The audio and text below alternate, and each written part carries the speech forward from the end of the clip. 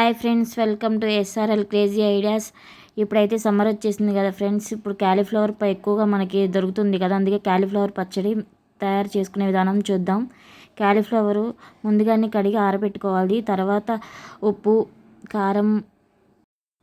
కారం వేసుకున్నాక వెల్లుల్లిపాయలు కచ్చాపిచ్చాగా దంచుకుని వేసుకోవాలి. తర్వాత ఆవాలును మెంతులు లైట్గా వేయించుకుని పొడి చేసుకోవాలి, అది వేసుకోవాలి. మొత్తం ఒకసారి కలుపుకోవాలి. అంతా కలిసేలా ఉప్పు, కారం, వెల్లుల్లి పేస్టు మొత్తం అన్నీ కలిపేలా కలుపుకున్న తర్వాత ఒకసారి అన్నీ కలుపుకోవాలి ఫ్రెండ్స్. కలుపుకున్న తర్వాత ఆయిల్ వేసుకోవాలి. ఆయిల్ కూడా వేసుకున్నాక మళ్ళీ ఒకసారి కలుపుకోవాలి. బాగా అంతా ఆయిల్ పీల్చుకున్న తర్వాత మళ్ళీ ఒకసారి కలుపుకుని తర్వాత లెమన్ వేసుకోవాలి. లెమన్ వేసుకున్నాక బాగా కలుపుకోవాలి ఫ్రెండ్స్. ముందు రోజే క్యాలీఫ్లవర్ కడిగి ఆరబెట్టుకుంటే చక్కగా ఫ్యాన్ కింద ఆరబెట్టుకుంటే బాగుంటుంది. లేకపోతే దానిలో లైట్గా పురుగు ఉంటుంది కదా, ముందు ఆరబెట్టుకుంటే అది బాగుంటుంది.